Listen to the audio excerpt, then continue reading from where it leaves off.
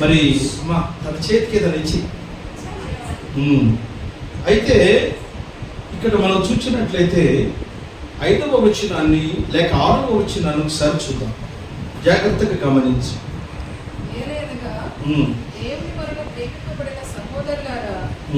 మీరు ఏర్పరచబడిన సంగతి అనగా మా సువార్త మాటతో మాత్రము గాక, మా సువార్త మాటతో మాత్రము గాక శక్తితోను పరిశుద్ధాత్మతోను సంపూర్ణ నిశ్చయతతోను మీ యొద్దకు వచ్చి ఉన్న సంగతి గమనించాలని ప్రభు మనం చేస్తాం. గమనించాలని ప్రభు పేరు మనం చేస్తున్నాం. ఏంటంటే ఇది మా జాగ్రత్తగా పరిశీలించండి. ఏంటిది? శుభవార్త. ఎక్కడి నుంచి వచ్చింది? ఏమంటాడు ఒకసారి? ఏలైనగా దేవుని వలన ప్రేమించబడిన సహోదరులారా మీరు ఏర్పరచబడిన సంగతి అనగా మా సువార్త మాటతో మాత్రము కాక. గమనించారా? సువార్త అనేది మాటతో వచ్చేది కాదు, అది శక్తితోనూ పరిశుద్ధాత్మతోనూ ఆ సంపూర్ణ నిశ్చయతతోనూ మీ యొద్దకు వచ్చి ఉన్న సంగతి అది మాకు తెలుసు అంటాడు. శుభవార్త ఏంటి? సిలువను గురించిన వార్త. ఆ సిలువను గురించినటువంటి ఆ శుభవర్తమానము వారిలోనికి లేక వారి మధ్యకు వచ్చినట్టుగా మా ద్వారా అది బహిర్గతమైంది. అది ఎలా వచ్చిందయ్యా అంటే మాటతో మాత్రం రాలేదు. ఎలా వచ్చింది? శక్తితోనూ ఆత్మతోనూ పూర్ణమైనటువంటి సంపూర్ణమైన నిశ్చయతతో అది మీ మధ్యకు వచ్చిన సంగతి మాకు తెలుసు అంట. అవునా? తర్వాత ఇంకేమంటున్నాడో చూద్దాం. తెలియను మీ నిమిత్తం మేము మీ ఎట్టివారమైంచమో మీరెరుగుదురు.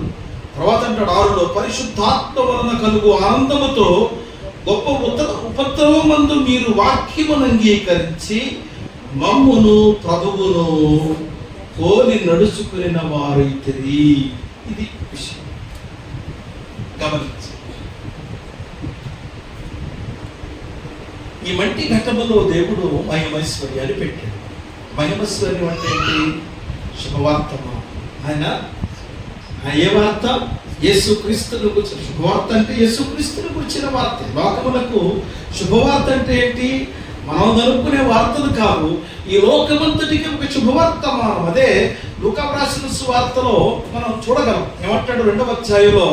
ఇదిగో మీకు ఒక శుభవర్తమానం అందుతూ ఉంది. ఏంటి అంటే లోక రక్షకుడు ఈ లోకమునకు వచ్చి ఉన్నాడు అనే సంగతిని గాబ్రియల్ అనే దూత ప్రకటన చేసినట్టుగా మనం చూస్తున్నాం. మొట్టమొదటిగా లోకమునకి ఏమొచ్చింది? శుభవర్తమానం వచ్చింది. ఈ శుభవర్తమానము ఏమైంది? మట్టి ఘట్టములలో ఉన్నటువంటి ఈ మనుషులకు మహిమైశ్వర్యముగా వారిలోనికి ఆ శుభవర్తమానము వచ్చింది. అందుకే అక్కడ ఒక చోట ప్రతి హృదయమును ఆ వాక్యము వెలిగించుచుండెను అంటే. అవునా? ప్రతి హృదయములో దేవుని యొక్క వాక్యము వెలుగొందుచున్నట్టుగా మనం చూస్తున్నాం. ఇప్పుడు తెస్సలోనికీయ సంఘమునకు కూడా ఏం కలిగింది? ఆ శుభవర్తమానం ఎలా వచ్చింది అంటే పూర్ణమైన శక్తితోనూ అపూర్ణమైన బలముతోనూ పరిశుద్ధాత్మతో నింపబడి ఆ శుభవర్తమానము వారిలోనికి వచ్చింది. ఎవరి ద్వారా వచ్చింది? వీరు ఎప్పుడైతే మేము ఈ సంగతిని ఈ శుభవర్తమానాన్ని మీకు తెలియచేసిన దానిని బట్టి ఆ శుభవర్తమానము మీకు ఎలా వచ్చిందంటే పూర్ణ ఆత్మతోనూ పూర్ణ శక్తితో అది మీలోనికి ప్రవేశించింది అనే విషయాన్ని పౌలు భక్తుడు తెలియజేస్తున్నాడు. గమనించండి. ఎప్పుడైతే పరిశుద్ధాత్మ దేవుని యొక్క వాక్యము మనలోనికి వచ్చిందో ఇప్పుడు ఆ సంఘ వ్యవస్థలో వస్తున్నటువంటి మార్పును మనం చూడగలుగుతున్నాం. ఏం కలుగుతుందమ్మా అక్కడ మార్పు? మమ్మను క్రీస్తును పోలి మీరు నడుచుకున్న వారైతిరి అంటారు. ఇది పాయింట్. అమ్మా అంటే దాన్ని జాగ్రత్తగా వినాలి. అంటే నేను దేవుని సన్నిధిలో కనిపెట్టి అడిగినప్పుడు ప్రతిదీ కంటిన్యూషన్ అన్నమాట, ఒకదాని తర్వాత ఒకటి మనకు అందిస్తున్నాడు. మొట్టమొదటిగా మనం ఏం తెలుసుకున్నాం? మంటి ఘటాలు. ఈ మట్టి ఘట్టములలో దేవుడు ఏం పెట్టాడు? మహిమైశ్వర్యములు పెట్టాడు. ఏంటయ్యా మహిమైశ్వర్యం యొక్క నమూనా ఏంటంటే శుభవార్త. అది ఏ వార్త? క్రీస్తు యొక్క జనన మరణ పునరుత్థానములను గురించినటువంటి వార్త అనే విషయాన్ని మనం తెలుసుకున్నాం. సరే, ఈ శుభవర్తమానము వారి ద్వారా మొట్టమొదటిగా అది సంఘములోనికి ప్రవేశించింది. ఎలా ప్రవేశించింది? పూర్ణ శక్తితోనూ, పూర్ణ ఆత్మతోనూ, బలముతోనూ, సంపూర్ణమైనటువంటి ఆయన కృపతో నింపబడి ఆ యొక్క వాక్యము వారిలోనికి వచ్చినట్టుగా చూస్తున్నాం. వచ్చినప్పుడు జరిగినటువంటి విధానం ఏంటంటే వారు అక్కడ ఉన్నటువంటి అపోస్తులను రెండు ప్రభువును పోలి వారు నడుచుకునే వారుగా ఉన్నారు. ఇది గమనించారు.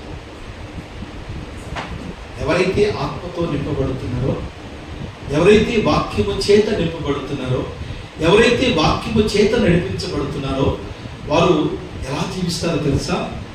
ప్రభువును పోలి జీవిస్తారు. ప్రభువును పోలి జీవించడం అంటే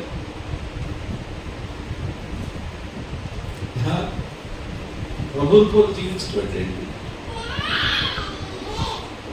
చాలా మంది పగటి వేషగాళ్ళలాగా యేసు ప్రభువును పోలి జుట్టు పెంచుకుంటారు, యేసు ప్రభువును పోలి గడ్డాలు పెంచుకుంటారు, యేసు ప్రభువును పోలి అంగీలు వేస్తారు, యేసు ప్రభువును పోలి ఎర్ర తవాలు వేస్తారు. కనుక ఇది కాదు, బయట బహిర్గతమైనటువంటి వేషధారణ కాదు, కానీ ఆయనను పోలి నడుచుకుంటుండగా ఆయన గుణములు, గుణలక్షణములు, గుణాతిశయములను తమ జీవితములలో అలవర్చుకుంటా అనేది మనం గ్రహించాలి. ఎవరైతే ఈ వాక్యము చేత హృదయములో వారి దర్శించబడ్డాయో, ఎవరి హృదయములలో దేవుని యొక్క వాక్యములకు చోటు ఉందో, ఎవరైతే వాక్యములకు స్థానమునిచ్చారో, ఎవరైతే వాక్యపు వెలుగులో జీవించడం ప్రారంభం చేశారో వారి జీవితాల్లో కలిగేదని తెలుసా? క్రీస్తును పోలి నడుచుకునేటువంటి ఆత్మీయ అనుభవం. ఎలా? ఏంటి ఆయన పోలిక? ఆయనలో సాధువైనట్టు, మృదువైనట్టు కదా, మరి అక్షయ అలంకరణ ఆయనలో మనం చూస్తున్నాం. అంత మాత్రమే కాదు, ఆయన ప్రేమ, ఆయన త్యాగము, ఆయన సమర్పణ, ఆయన ఓర్పు, ఆయన సహనము, ఆయన నీతి, ఆయన పరిశుద్ధత, ఆయనలో ఉన్న త్యాగము, ఆయనలో ఉన్నటువంటి ఆ మక్కువ, ఆయనలో ఉన్నటువంటి ఆ భారం కదా, ఇవన్నీ సంఘం కలిగి ఉందంటే ఎవరు కలిగి ఉన్నారు? మీరు ప్రభువును పోలు నడుచుకుని వారైతే అనే ఒక ఉన్నతమైనటువంటి ఆధిక్యతలోనికి దశలోనికి ఏ సంఘం ఎదగలేమా? నడవలేమా? ఖచ్చితంగా నడుస్తాం. కనుక ఈ సంఘము ఆ స్థాయిలోనికి వెళ్ళింది. అందుకే ఈ ప్రభు లక్షణములు అన్నీ వారిలో సంపూర్ణముగా ఇమర్చబడినట్లుగా మనం చూస్తాం. అవునా? ప్రభువుని దూషిస్తూ ఉంటే ఆయన సహించాడు, ఓర్చుకున్నాడు. మీరేమి చేయుచున్నారో మీరు ఎరుగరు కనుక వీరిని నిందిస్తున్నప్పుడు, అవమానపరుస్తున్నప్పుడు, దూషిస్తున్నప్పుడు, నువ్వు చేతగాని వాడివి, నువ్వు దయ్యం పట్టినప్పుడు, నువ్వు పనికిరాని అని మాట్లాడుతున్నాడు. ఆయన నన్ను అవమానపరుస్తున్నాడు అన్నాడే కానీ మరి యొక్క మాట ఆయన మహిమలోకము వైపుకు మరల్చబడే విధంగా ఆయన పూజనీయుడుగా, ఆరాధనీయుడుగా మార్చబడిన వాడు. కనుక మనము కూడా అటువంటి ఓర్పు, సహనము, త్యాగము, సమర్పణతో దేవుని కృపలో దేవుని పిల్లలమైన మనం ముందుకు నడిచే ఆత్మీయ అనుభవాలు మనం కలిగి ఉన్నాం. క్రైస్తవులమని చెప్పుకుంటే ప్రయోజనం లేదు, క్రీస్తు వారమని చెప్పుకున్నంత మాత్రం ప్రయోజనం లేదు, యేసుక్రీస్తును రక్షకునిగా అంగీకరించామని చెప్పుకుంటే పర్లేదు, దానివల్ల ప్రయోజనం లేదు. కానీ ఆ క్రీస్తు యొక్క గుణాతి లక్షణములు, ఆ గుణాతిశయములు, ఆ గుణలక్షణములు, ఆ ఆత్మీయ అనుభవాలు మన జీవితంలో ఉట్టిపడకపోతే అది ప్రయోజనకారి. గమనించారా? ఒక పాపాత్మురాలైన స్త్రీ యేసు ప్రభు దగ్గరికి తేబడుతుంది. అయ్యా, ఇంకొక పాపం చేసింది, ఏం చేయమంటారు అని ఆమె మీద నేరారోపణ చేస్తాడు వచ్చి. అప్పుడు ఆయన అంటాడు, మొదట మీలో పాపము లేనివాడు మొదట ఆమె మీద రాయి వేయండి కదా. ఆయన ఏం చెప్తాడు అని ఆయనలో తప్పులు పట్టుకోవడానికి ప్రయత్నం చేస్తాడు. తర్వాత ప్రభు అంటాడమ్మా, నేను కూడా ఏమి చేయను, ఇక నీవు పాపం చేయి, ఇక పాపం చేయి. ఇక జీవితాన్ని సరిచేసుకో, ఇక జీవితాన్ని నూతనం చేసుకో, ఇక జీవితాన్ని పరిశుద్ధపరచుకో, ఇక జీవితాన్ని క్రమబద్ధీకరించుకునే విషయాన్ని ప్రభు తెలియజేస్తున్న వాడిగా కనుక దైనందిన మన జీవితంలో ప్రతి నిత్యము మనం చేయవలసినటువంటి ప్రక్రియ అనేది ఒకటి ఉంది. అది సంఘం, సార్వత్రిక సంఘం మర్చిపోయింది. ఇప్పుడున్న సంఘాల్లో అటువంటి క్రమబద్ధీకరణ లేదు.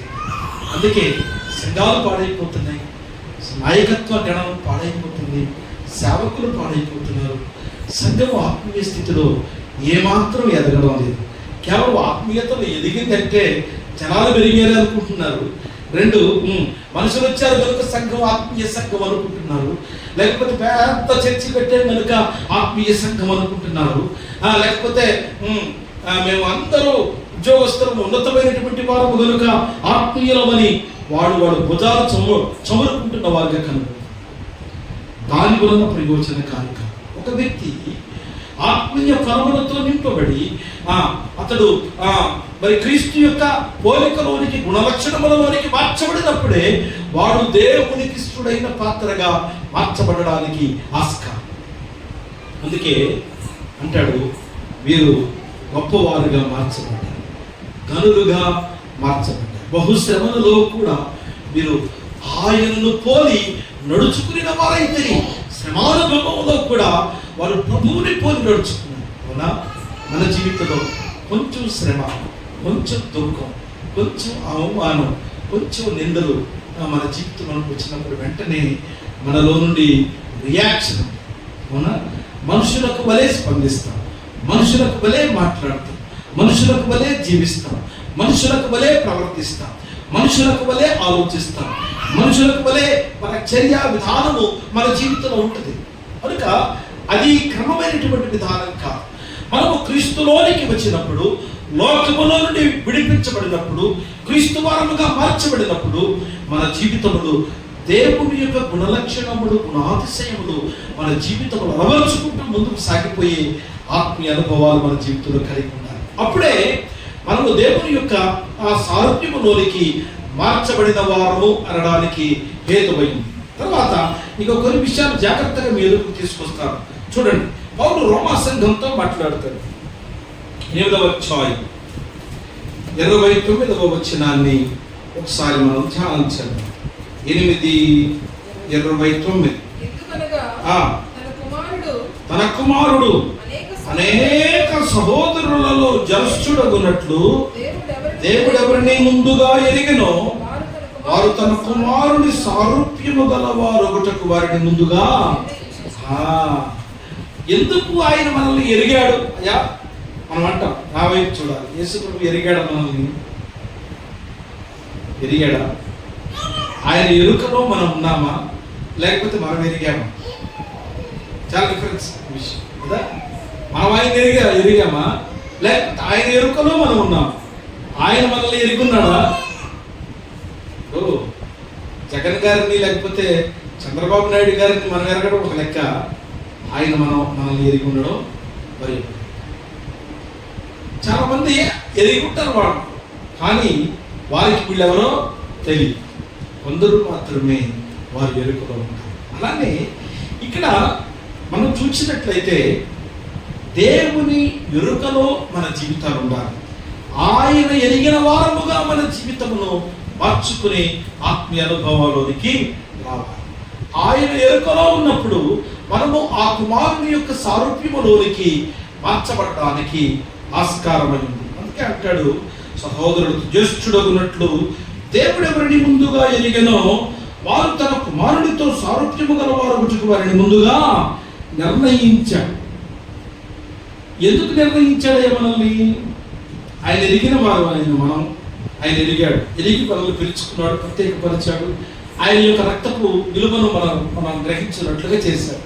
చేసి ఎందుకు చేశాడు అంటే ఆ కుమారుడి యొక్క సారూప్యములోనికి మన జీవితములను మార్చడానికి ఆయన నిర్ణయించాడు.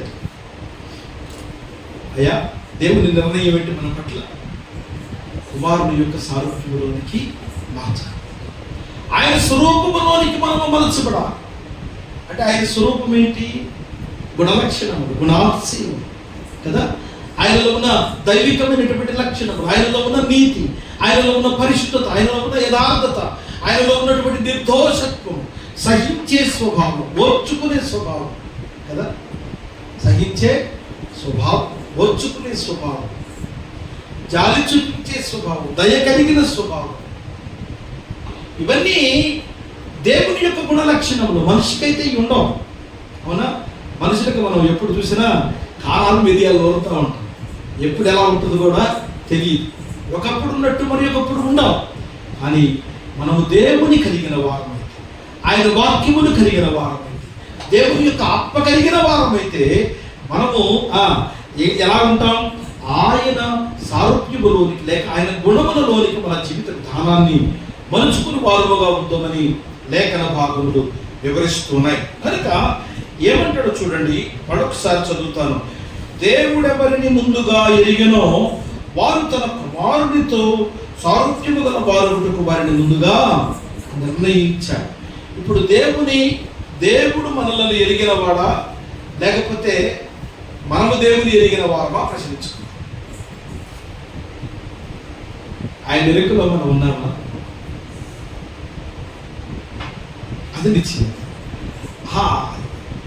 ఎరుకలో మనం ఉన్నప్పుడు, ఆయన ఎరిగిన వారముగా మనము ఉన్నామని తీర్మానం చేసుకున్నప్పుడు కదా, ఆయన మనల్ని ఎరిగి ఉన్నాడు అని మనం తీర్మానంలోకి వచ్చినప్పుడు మనము ఆయన కుమారుని యొక్క సారూప్యములోనికి మలచబడడానికి దేవుడు మనల్ని నిర్ణయించను అనే మాటను మనం జ్ఞాపకం చేశాం. ఎందుకు నిర్ణయించాడు మనల్ని? ఆయన మనల్ని ఎరిగిన వాడైతే మనము కుమారుని యొక్క సారూప్యములోనికి మార్చబడడానికి నిర్ణయించబడిన వారమని బైబిల్ చెప్తుంది. ఎంత అద్భుతమైన మాట! అర్థమైంది క్రైస్తవం? ఆయన ఎరుకలో మనం ఉన్నామంటే ఆయన కుమారుని యొక్క సారూప్యములోనికి మనల్ని మలచడానికి ఆయన నిర్ణయించాడు. ఆయన నిర్ణయాన్ని మనము గుర్తెరగాలి. మన నిర్ణయాలు, మన ఉద్దేశములు దేవునికి చెప్పడం కాదు. ఆయన ఒక నిర్ణయాన్ని మన ఎడల కలిగి ఉన్నాడు. అట్టి లక్షణములలోనికి మనం మార్చబడుతున్నప్పుడు ఆయన మనల్ని ఉన్నతమైన స్థితిగతులలో నిలపడానికి శక్తి, ఆయన ఉన్నతులుగా చేయడానికి శక్తివంతుడైన. అందుకే ఇంకా కొంచెం మంచి వివరణలోనికి పౌలు కొరింథీ సంఘాన్ని తీసుకుని వెళ్ళాడు. ఒకసారి కొరింథీ సంఘములకు రాసిన మొదటి పత్రిక చూడండి, 15వ అధ్యాయం. మొదటి పత్రిక 15వ అధ్యాయం 46వ వచనం నుండి కొన్ని మాటలు మనం పరిశీలించాలి. 46. ఆత్మ సంబంధమైనది మొదట కలిగినది కాదు, ప్రకృతి సంబంధమైనదే మొదట కలిగినది, తరువాత ఆత్మ సంబంధమైనది కలిగింది. మొదటి మనుషుడు భూసంబంధి అయి ఎక్కడి నుంచి? మంటి నుండి పుట్టినవాడు. రెండవ మనుషుడు పరలోకము నుండి వచ్చినవాడు.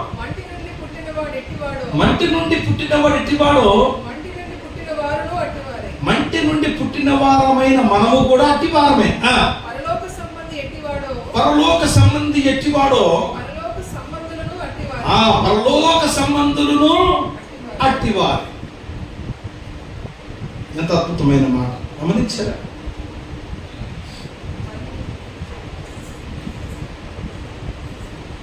పరలోక సంబంధులను అట్టివారు. 49 మరియు మనము మంటి నుండి పుట్టిన వారి పోలికను ధరించుకునే ప్రకారము పరలోక సంబంధి పోలిక కూడా ధరించుము అంటే, మంటి నుండి పుట్టిన వారమైన మనము మంటి స్వభావము కలిగినటువంటి వారు అయితే, మనం ఎప్పుడైతే క్రీస్తులో జనించామో, నూతన రక్షణ అనుభవాన్ని, నూతన ఆధ్యాత్మిక జన్మ అనుభవాన్ని మన జీవితంలో కలిగి ఉన్నామో, ఇప్పుడు మనం ఎవరిని? పరలోక సంబంధులము. ఏ సంబంధులో? భూలోక సంబంధమా పరలోక సంబంధమా? పరలోక సంబంధం. మరి పరలోక సంబంధం ఎలా ఉంటాడు? పరలోక సంబంధమైన పోలికను ధరించుకుంటాడు. పరలోక సంబంధి ఎవరు? ప్రభువు అయిన యేసుక్రీస్తు.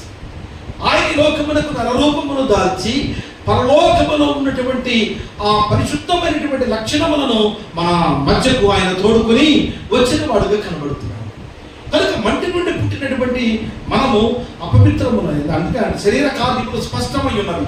అవేమనగా జారత్వము, అపవిత్రత, కామకత్వము, విగ్రహారాధన, అభిచారములు, ద్వేషములు, విమతములు, కక్షలు, క్రోధములు, భేదములు, అసూయలు, మద్దతులు, అలరితో కూడిన ఆటపాట. ఇవన్నీ శరీర సంబంధమైనటువంటి చర్యలు. వాటన్నిటి నుండి మనల్ని విడిపించి ఆయన ఏం చేస్తున్నాడు? ఆత్మ సంబంధులుగా, ఆత్మ సారూప్యములోనికి, పరలోకపు పరిశుద్ధతలోనికి మనల్ని ఆయన మార్చడానికి లోకానికి వచ్చాడు. ఇప్పుడు మనం పరలోక సంబంధి అయి, పరలోక సంబంధమైనటువంటి వారమా లేక భూ సంబంధమైనటువంటి వారమా అన్నప్పుడు మనలో భూ సంబంధమైన చర్యలు ఉంటాయా? భూ సంబంధమైన తలంపులు ఉంటాయా? భూ సంబంధమైన మాటలు ఉంటాయా? భూ సంబంధమైనటువంటి భేదాభిప్రాయములు, కక్షలు, క్రోధములు, అసూయలు, ద్వేషములు మనలో ఉంటాయా? ఒకవేళ ఉంటే భూ సంబంధమా పరలోక సంబంధమా? అంటే మనకు అవకాశం ఇవ్వబడతాము. మనం ఏ సంబంధమో మనకు తెలియచేస్తున్నాడు. మనము పర సంబంధమా భూ సంబంధమని తెలియచేస్తున్నాడు. మరి పర సంబంధం అనే నిర్ణయంలోనికి మనం వచ్చినప్పుడు మన లక్షణములు ఎలా ఉన్నామో, మనం అలాగ మార్చబడుతున్నామా లేదని దేవుడు మనల్ని ప్రశ్న చేస్తాడు. అవునా?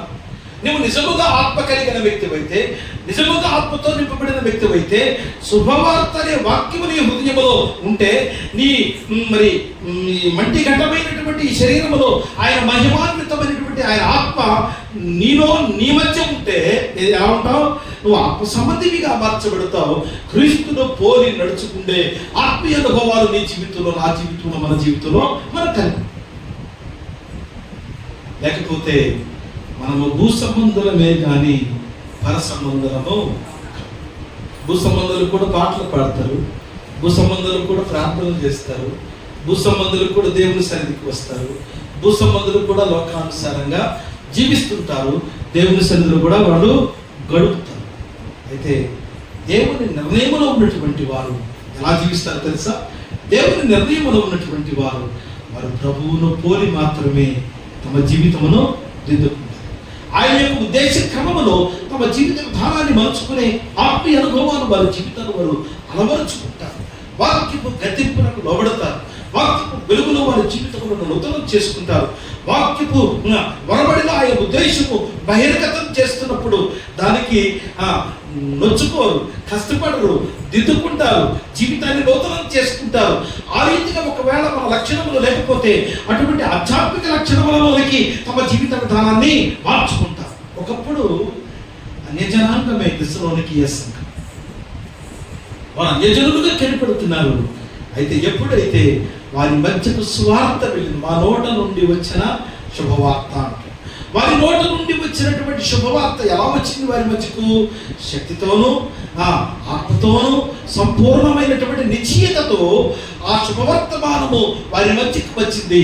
వారు సంపూర్ణముగా దానిని స్వీకరించి ఎలా తయారయ్యారో తెలుసా? చెప్పిన వారిని పోలి నడుచుకున్నారు. రెండు, ఏ వ్యక్తినైతే ఆ చెప్పిన వారు పరిచయం చేశారు ఆ ప్రభువైన యేసుక్రీస్తును పోలి కూడా వారి జీవితాన్ని మార్చారు కదా. మార్చబడినప్పుడు ఎంతగా ఘనతను వారు వహించారో లేఖన భాగములను ఇంకనూ కొంచెం తవ్వుకొని మనం ముందుకు వెళ్తాం. చూడండి, పౌలు కొరింథీ సంఘములకు రాసిన 2వ పత్రికలో కూడా 3వ అధ్యాయము 18వ వచనంలో మాట్లాడుతున్నాడు. 18 చూడండి. మనమందరము ముసుకులేని ముఖముతో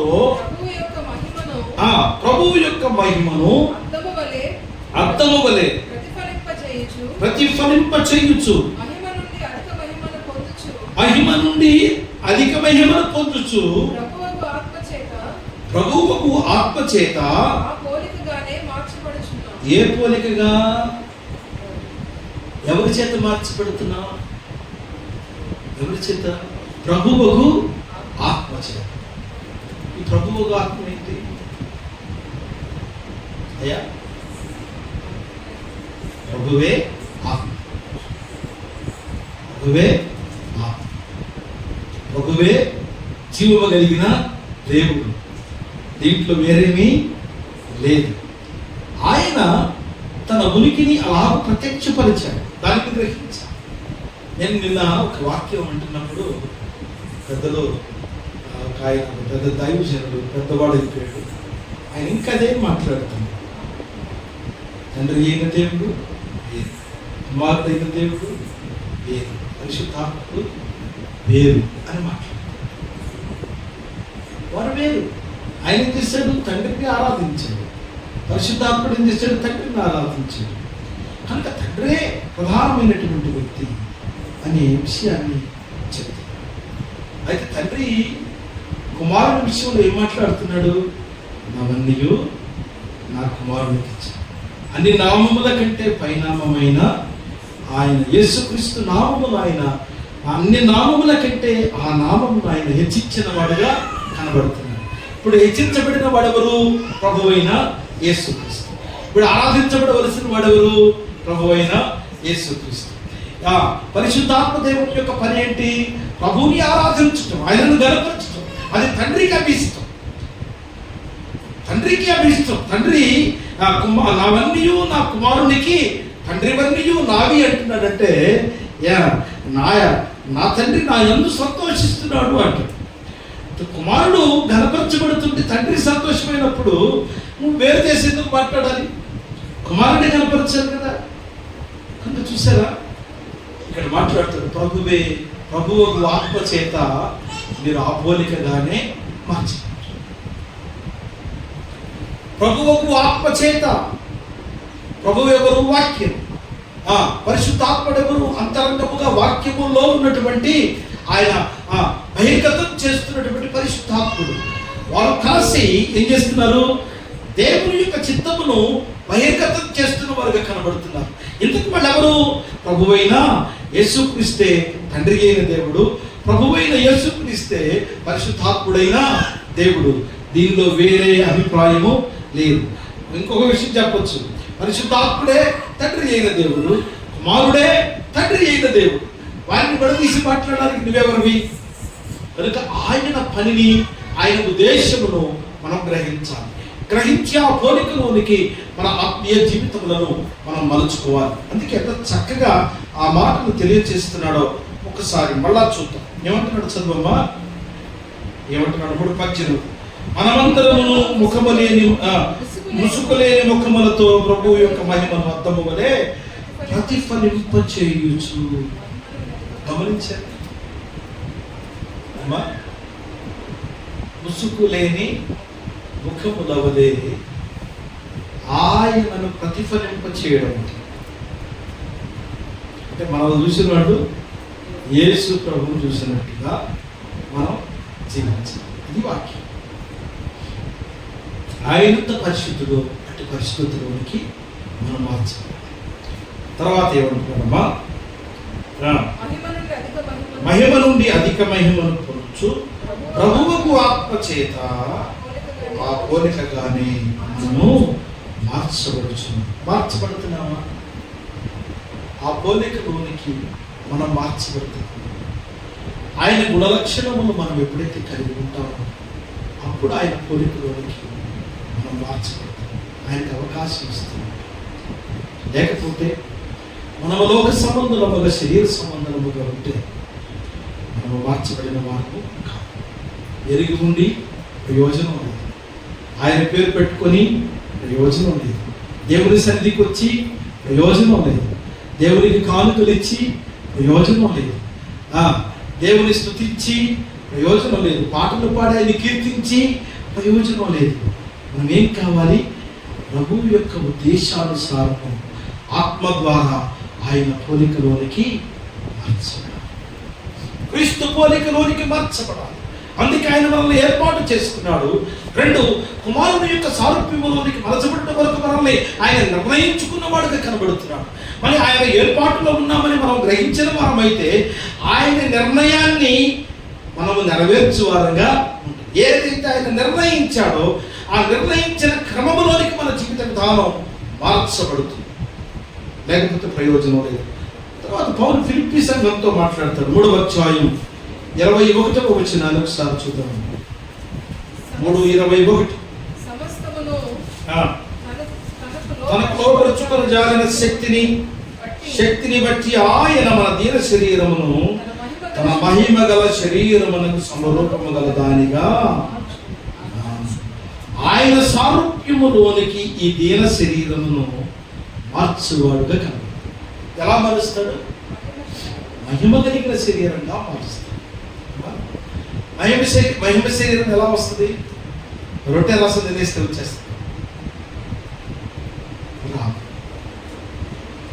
ఎప్పుడు వస్తుంది? ఆయన గుణలక్షణములలోనికి మార్చాలి. ప్రతి దినము ఆయన గుణలక్షణములు, ఆయన ఎలా జీవించాడు, ఎలా చరించాడు, ఎలా ప్రవర్తించాడు, ఎలా ఆలోచించాడు, ఏం చేశాడు, అది కుటుంబంలోనేమి, సంఘములోనేమి, సమాజంలోనేమి ఆయన ఎట్టి పరిశుద్ధతను కలిగి తన జీవిత విధానాన్ని మార్చుకున్నాడు. ఎంత సహనము, ఎంత ఓర్పు, ఎంత మరి దీనత్వముతో ఆయన తన ప్రయాణమును ముందుకు సాగించాడో దానిని అంతటి చొప్పున మన జీవితాన్ని మనం మార్చుకోవాలి. అంతేకాని క్రైస్తవులమని పేరు పెట్టుకుంటే ప్రయోజనం లేదు. చూడండి, తర్వాత కొలస్సీ సంఘానికి రాసిన పత్రిక 3వ అధ్యాయం పక్కనే ఉండొచ్చు. 3వ అధ్యాయం 9-10 వచనాలు కూడా మనం చూద్దాం. ఒకరితో ఒకడు అబద్ధమాడకుడి, ఎలయనగా ప్రాచీన స్వభావము దాని క్రియలతో కూడా మీరు పరిత్యజించి అంటాడు. ఆగమన్నాడు. ఏమంటున్నాడు? ఒకరితో ఒకడు అబద్ధం ఆడవద్దు. తర్వాత ప్రాచీన స్వభావమును వారి క్రియలతో కూడా మీరు పరిత్యజించారు అంటారు. అవునా? ప్రాచీన స్వభావం ఏంటి? ప్రాచీన స్వభావం అంటే యేసు ప్రభుని ఎరగక మనకు జీవించిన జీవితం. అది ఏదైనా కానీ దానిని మనం ఏం చేస్తాం? ప్రాచీన స్వభావాన్ని విడిచిపెట్టి దానిని సమాధి చేస్తాం. బాప్తిస్మం దేనికి సూచనగా ఉంది? సమాధికి సూచనగా ఉంది కదా. సమాధికి సూచనగా ఉంది. మన పాత స్వభావము ఎప్పుడైతే నీటిలో ముంచబడుతున్నామో మనము పాతి పెట్టబడుతున్నాం, సమాధి చేయబడుతున్నాం. తిరిగి నీటిలో నుంచి లేచడం ద్వారా నూతన సృష్టిగా తీర్మానంతో ముందుకు సాగుతున్న వారంగా ఉంటుంది. కనుక ఇప్పుడు మనము నూతన సృష్టిగా చేయబడినటువంటి మన జీవితాల్లో ఎలా జీవించాలంటాడు? ఆ ప్రాచీన స్వభావమును విడిచిపెట్టాలి. ఏ ప్రాచీన స్వభావం ఆ రోజే పోలేదా? మళ్ళీ విడిచిపెట్టేది ఏంటి? లేదు. మనం ఈ భూమి మీద ఉన్నంత వరకు ఈ శరీరంతోనే మట్టి ఘట్టములలో మహిమైశ్వర్యం వచ్చింది, కానీ దేంట్లో ఉన్నాం? మట్టి ఘట్టములలోనే. కనుక ఈ మట్టి ఘట్టం మనల్ని ఎక్కడికి తీసుకెళ్తుంది? ప్రాచీన స్వభావంలోనికి తీసుకెళ్తుంది, ప్రాచీనమైన ప్రవర్తనలోనికి తీసుకెళ్తుంది, ప్రాచీనమైన అలవాట్ల వైపుకు మరలుస్తుంది, ప్రాచీనమైన కార్యములు చేయడానికి మనల్ని ప్రోత్సహిస్తుంది. చూడమంటది, మాట్లాడమంటది, కక్షలు, భేదములు, సోదరులు, అసూయలు, ద్వేషములు, ఓర్పు, సహనము లేని స్వభావముతో మనల్ని నింపుతుంది. ఏది? శరీరం. ఇప్పుడు కూడా మన హృదయం వెలిగించబడినప్పటికీ శరీరములో మనం ఉన్నాం కనుక ఏం చేస్తుంది? అందుకే అంటాడు, ఈ ఆత్మకు శరీరములకు నిత్యము పోరాటమే అంటాడు. కనుక ఈ పోరాట పటిమలో ఆత్మ సంబంధమైన మనము ఈ శరీర క్రియలను అధిగమించకపోతే మనము శరీర స్వభావము గలవారమే కానీ ఆత్మ స్వభావము గలవారము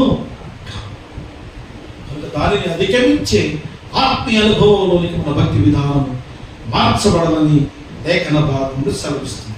ఎంత అద్భుతంగా ఈ విషయాలు మాట్లాడుతున్నాడో చూడండి. తర్వాత చూడమా ఏమంటాడు? ఎలయనగా ప్రాచీన స్వభావమును దాని క్రియలతో కూడా మీరు పరిత్యజించి జ్ఞానము కలుగు నిమిత్తము దానిని సృష్టించిన వారి పోలిక చొప్పున నూతన పరచబడుచున్న నవీన స్వభావమును మీరు ధరించుకున్నారు అని. ఏ స్వభావాన్ని ధరించుకున్నాం? నూతన స్వభావాన్ని మనం ధరించుకున్నాం. అది ఎప్పుడు ప్రారంభించబడింది? ఎప్పుడైతే ప్రభుని సురక్షకుడిగా అంగీకరించామో, ఆయన రక్షకుడని, ఆయన జీవము కలిగిన దేవుడని, ఆయన ద్వారానే నిత్య జీవం ఉన్నదని, ఆయన పరిశుద్ధతలోనికి మనం మార్చబడాలని ఎప్పుడైతే మనం ఎరిగామో అప్పుడే మనము మన స్వభావమును మార్చుకోవడానికి దేవుని అనుమతికి ఒప్పుకున్నాం కదా. దేవుని అనుమతికి ఒప్పుకున్నప్పుడు ఆయన ఏం చేశాడు? తన శుభవర్తమానాన్ని మన హృదయంలో ఉంచిన వాడికి కనబడుతున్నాడు. శుభవర్తమానం ఏంటి? ఆయన వాక్యము. వాక్యమును మన హృదయంలో ఉంచిన వాడికి కనబడుతున్నాడు. లేక ఆయన పరిశుద్ధాత్మను మనలో ఉంచిన వాడికి కనబడుతున్నాడు. ఇప్పుడు పరిశుద్ధాత్మ దేవుని పనేంటి? కుమారుని యొక్క సారూప్యములోనికి మనం మార్చడం, అంతే కదా. ప్రభువుకు ఆత్మ చేత మనము ఆ పోలికలోనికే మార్చబడుతున్నాం. ఇందాక చదువుకున్నాం కదండి. ప్రభువుకు ఆత్మ చేత మనం ఏం చేయబడుతున్నాం? క్రీస్తు యొక్క పోలికలోనికి మార్చబడుతున్నాం. కనుక మార్చబడే లక్షణములు మనలో ఉన్నవా లేవా? ఇవి ప్రశ్న. ప్రతినిత్యము మనం ప్రశ్న వేసుకుని ముందుకు సాగిపోయాం. ఇది దేవుని చిత్తమైంది గమనించాలని ప్రభు పేరిట ప్రేమపూర్వకంగా మనం చేస్తున్నాం. అందుకే దానిని సృష్టించిన వారి పోలిక చొప్పున నూతనపరచబడుచున్న నవీన స్వభావమును ధరించుకుని ఉన్నాము అంటే. చివరిగా నేను చెప్పి ముగిస్తాను. చూడండి, యోహాను రాసిన మొదటి పత్రిక 3వ అధ్యాయం. యోహాను భక్తుడు కూడా ఆ సందర్భాన్ని ఎత్తి చూపిస్తూ ఒక మాట మాట్లాడుతున్నాడు. అది కూడా మనం పరిశీలన చేసుకున్నాం. 3:23 ఆయన ఆజ్ఞ ఏదనగా ఆయన కుమారుడైన యేసుక్రీస్తు నామమును నమ్ముకుని ఆయన మనకు ఆజ్ఞాపించిన ప్రకారముగా ఒకరినొకడు ప్రేమింపవలెను అనున్నది ఏ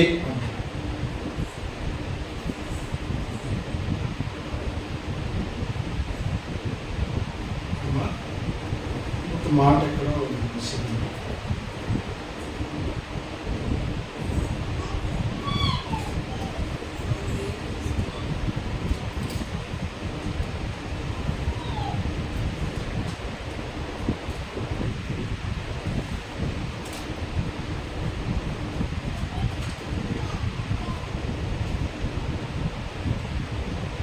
కనుక దేవుని పిల్లలమైనటువంటి మన జీవితంలో మనం ఈ సత్యాన్ని గమనించవలసిన వారంగా ఉన్నాం.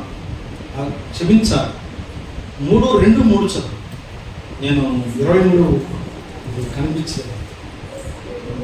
3:2-3 అదే యోహాను రాసిన పత్రిక 3:2-3. ప్రియులారా, ఇప్పుడు మనము దేవుని పిల్లలమై ఉన్నాము.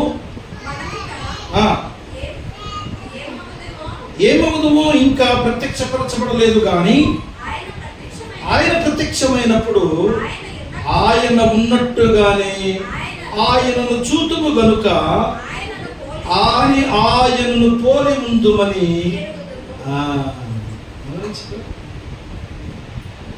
ఆయన ఉన్నట్టుగానే మనము చూతుము గనుక ఆయన చూడాలంటే ఏం చేయాలి? ఆయన పోలి ఉండాలి. ఆయన పోలి ఉండకపోతే ఆయన చూడ. గమనించారు? ఆయనను పోలి ఉండకపోతే ఆయనను మనం చూడం. ఇది విషయం. తర్వాత 3వ వచనం కూడా, ఆయన యందు ఏ నిరీక్షణ పెట్టుకున్న ప్రతి వాడును ఆయన పవిత్రుడై ఉన్నట్టుగా తను తాను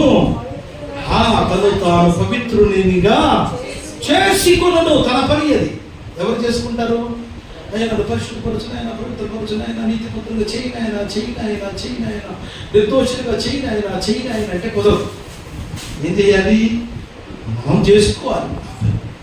ఏది పరిశుద్ధమైనదో దేవుడు తెలియచేస్తున్నప్పుడు, ఏది నిర్దోషమైనదో దేవుడు తెలియచేస్తున్నప్పుడు, ఏది ఆయన గుణలక్షణములు గుణాతిశయములో ఆయన ఎంత పవిత్రుడుగా జీవిస్తున్నాడో, సంఘము నూతనపరచబడి ఎలాగూ ఆ పవిత్రతను ముందుకు సాగిపోతుందో అది మనకు దేవుడు బహిర్గతం చేస్తున్నప్పుడు ఏం చేయాలి? ఆ పోలికలోనికి మనము మార్చుకోవాలి. అది మన పని. మనం చేసుకోకుండా దేవా చెయ్యంటే కుదరదు. అవునమ్మా? చాలామంది ఎందుకంటే ఈ ప్రజలు నన్ను పెదవులతో ఘనపరుస్తున్నారు, పెదవులతో స్తుతిస్తున్నారు, పెదవులతో ఆరాధిస్తున్నారు, కానీ వారి హృదయము నాకు విరోధముగా ఉంది. నా చిత్తమును అనుసరించి జీవించటం లేదు, నా చిత్తమును అనుసరించి ప్రవర్తించటం లేదు అంటాడు.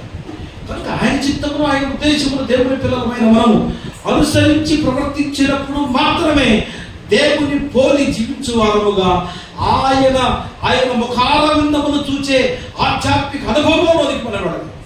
అంతేకాని మనము ఊహించినంత తేలిగ్గా ఏమై దొరకదు.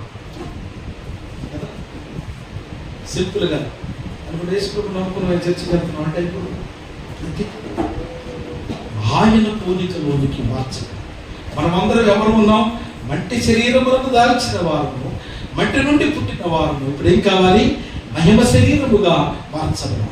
మహిమ శరీరముగా మార్చబడకపోతే ఆ మహిమాన్వితుడైన ఆ సర్వశక్తివంతుడైన దేవుని ఎదుట మనం నిలిచి ఉండడం అసాధ్యం. కనుక ఆ మహిమాన్వితమైనటువంటి సారూప్యంలోనికి మార్చబడాలి అంటే ఏం చేయబడాలి? క్రీస్తును పోలి నడుచుకుండే ఆత్మీయ అనుభవాలు మన జీవితంలో మనం కలిగి ఉండాలి. ఎవరు నడిపిస్తారు? ప్రభువుకు ఆత్మచేత మనం ఆ పోలికగా మార్చబడుతున్నామని లేఖన భాగములు సాధిస్తాం. ఎలాగా? ఆయన వాక్యము ద్వారా మనల్ని మార్చేవాడికి కాదు. వాక్యము ప్రకటిస్తున్నాం, వాక్యము బోధిస్తున్నప్పుడు, వాక్యము హెచ్చరిక చేస్తున్నప్పుడు వాక్యపు లక్షణములలోనికి మన జీవితాన్ని మార్చు. లేకపోతే ఆయన ఎదుట నిలిచి ఉండడం అంత తేలికైన పని. చివరిగా కొరింథీ సంఘంతో కూడా మాట్లాడతాడు పౌలు. 2వ పత్రిక 4వ అధ్యాయం చివరిగా చూడండి. 2వ పత్రిక 4వ అధ్యాయం 11వ వచనం చదవండి.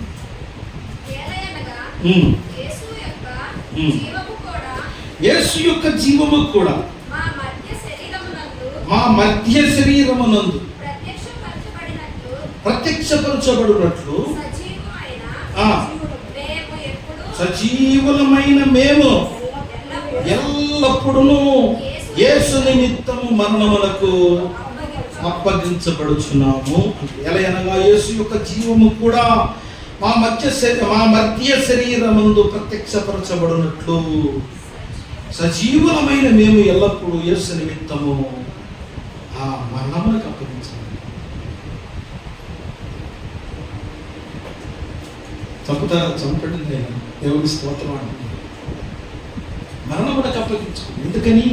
క్రీస్తు యొక్క సారూప్యము మన వారి ఎందుకు ప్రత్యక్ష పరచదు కదా. పౌలంతటోడు చిన్నవాడు కాదు.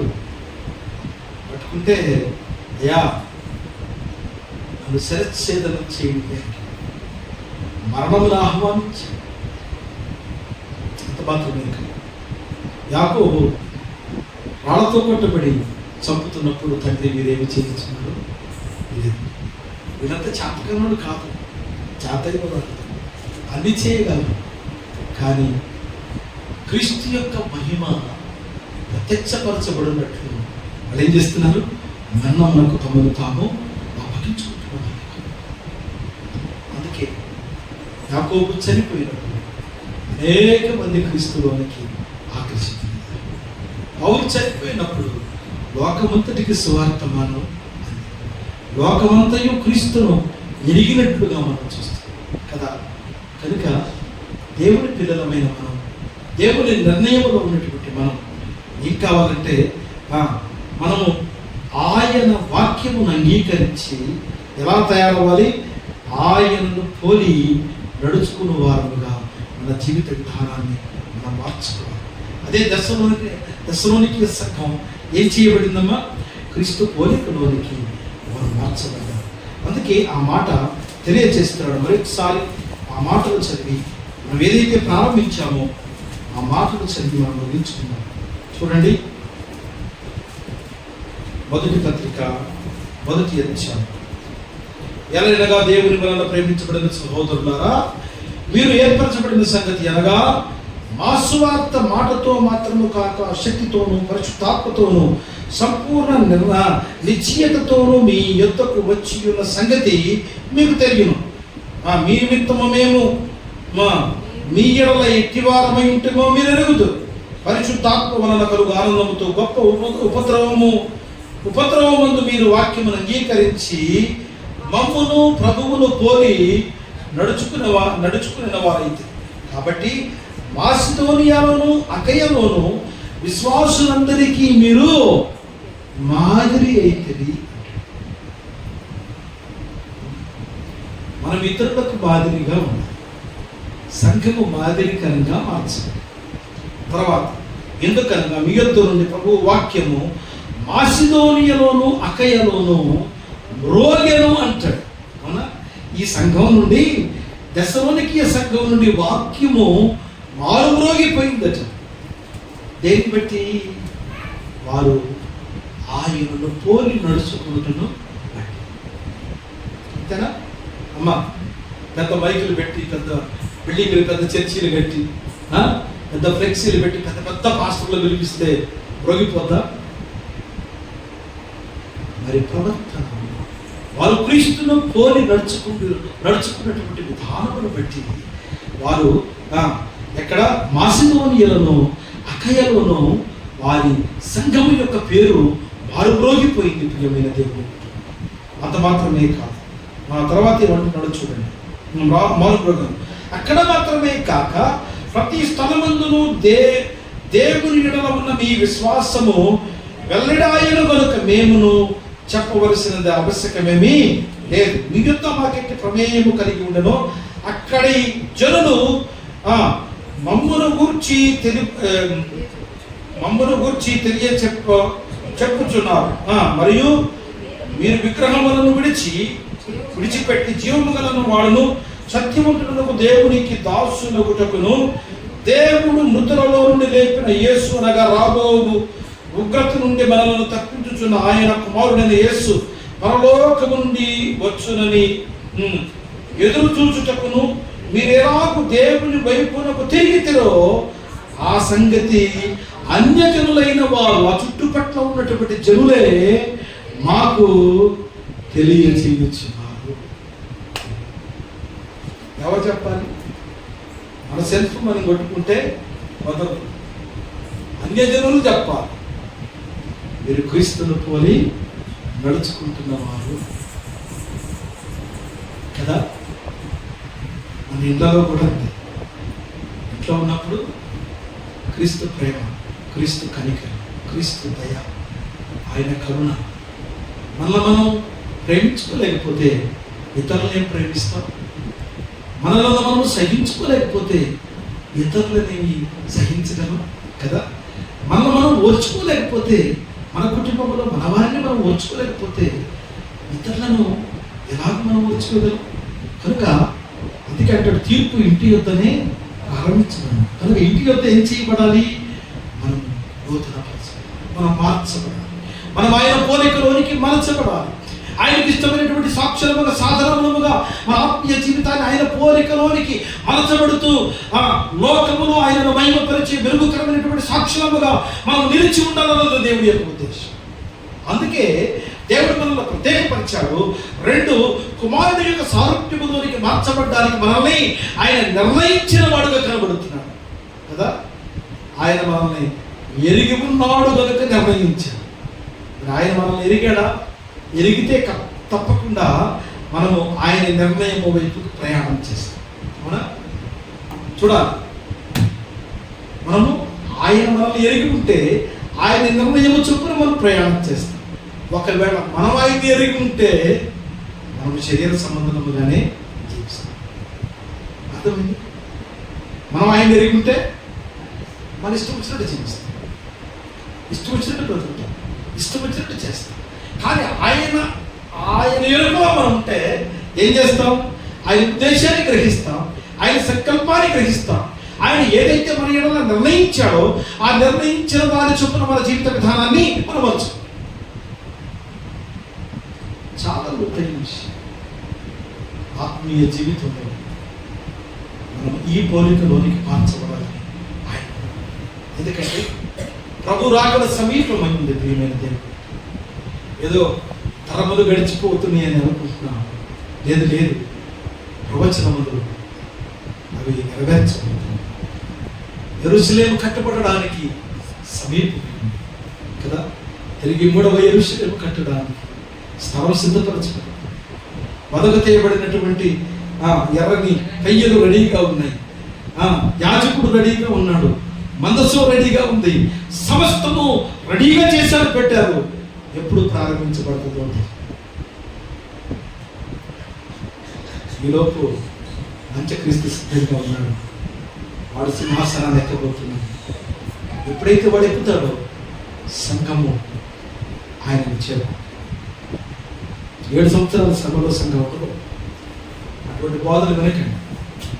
7 సంవత్సరాల శ్రమలో సంఘం ఉండదు. ఎప్పుడైతే అపవిత్రాత్మ వాడు అంత్యక్రీస్తుగా ప్రత్యక్షపరచబడతాడో, అంత్యక్రీస్తుగా వెల్లడి చేయబడతాడో, వెంటనే సంఘము ఎత్తబడుతుంది. ర్యాప్చర్ ఎత్తబడుతుంది. మధ్యాకాశంలో పెళ్లి విందులోనికి సంఘము వెళుతుంది. విడవబడిన వారు ఎవరు తెలుసా?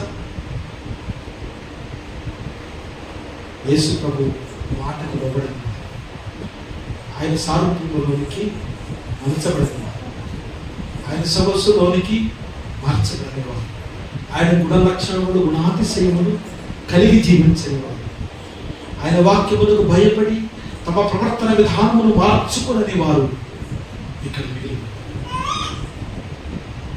యేసును ఎరగని వారు కూడా మిగిలిపోయారు. అన్య జనాంగము మిగిలిపోయారు. దేవుని ఉగ్రత ప్రత్యక్షం. ఆ శ్రమలలో పరిశుద్ధమైన సంఘము నిలిచింది. అది ఎత్తబడే గుంపులో ఉండాలి. మీడియా ఒకవేళ రక్షించబడలేదా యేసు ప్రభువుని సురక్షితుడై అంగీకరించు. రేపు మనది కాదు. రేపేమి జరుగుతుందో మనకు తెలియదు. అందుకే అంటాడు, నీ జీవము ఏ పాటిది, నీ వింతలో కనబడి కొంతలో మాయమైపో అవిపెట్టి వాడు అయిపోయాడు. కనుక 7వ సమయం ఉండగానే యేసు ప్రభుని సురక్షితంగా అంగీకరించి మనము పాపను మరి ఒప్పుకొని పాప క్షమాపణ పొంది యేసుక్రీస్తు నామములో బాప్తిస్మాన్ని పొందాలి. రెండవదిగా మరి యేసుక్రీస్తును ఎరిగి ఉన్నామని చెప్పుకున్నటువంటి వారు వాక్యానుసారముగా జీవించాలి, నడుచుకోవాలి, ప్రవర్తించాలి. ఆయనను పోలి జీవించే ఆత్మీయ జీవితంలోనికి మార్చాలి. లేకపోతే వారు కూడా విడిచిపెట్టారు. రేపు రొమ్మ కొట్టుకునే ప్రయోజనం, అంగలార్చి ప్రయోజనం, ఏడ్చి ప్రయోజనం. రక్షణ అనేది వ్యక్తిగతమైనది. నా రక్షణ నాదే, పాస్టమ్ గారి రక్షణ పాస్టమ్ గారిది, స్వర్ణలత గారి రక్షణ స్వర్ణలత గారిది, విజయోని గారి రక్షణ విజయోని గారిది కదా అమ్మా. అంటున్నారా? వాళ్ళని బట్టి మనకి రక్షణ సతీశ్వరుడు, అమ్మను బట్టి రక్షణ వ్యక్తిగతం. అమ్మా తల్లి రక్షణ వ్యక్తిగతం. శీలను బట్టి నీకు రక్షణ వ్యక్తిగతం. యేసు ప్రభుని సురక్షితునిగా ఆయన నీతి మార్గం ఆయనను పోలి జీవించువాడు మాత్రమే రేపు ఆయన ఎదుటి నిలిచి ఉండడానికి ఆస్కారం. అట్టి కృపతో దేవుడు మనల్ని నింపడానికి ఇష్టపడుతున్నాడు. కనుకని ఈ శ్రేష్టమైన సందేశాలు మనకు అందిస్తాయి. ఆయన పోలిక మనకు మార్చాలి. దీనిలోని అనేకమైన అంశాలు తిరిగి మనకు చెప్పబడతాయి. కనుక వాక్యము ముందు లక్ష్యం ఉంచుతాం, ఆయనను పోలి జీవించడానికి ఈ నెల మధ్య ఒక మంచి తీర్మానంతో మనం ముందుకు సాగాలి. దయచేసి చివరి ప్రార్థన, పరలోక ప్రార్థన ఆశీర్వాదం. నేటి ఆరాధన క్రమాన్ని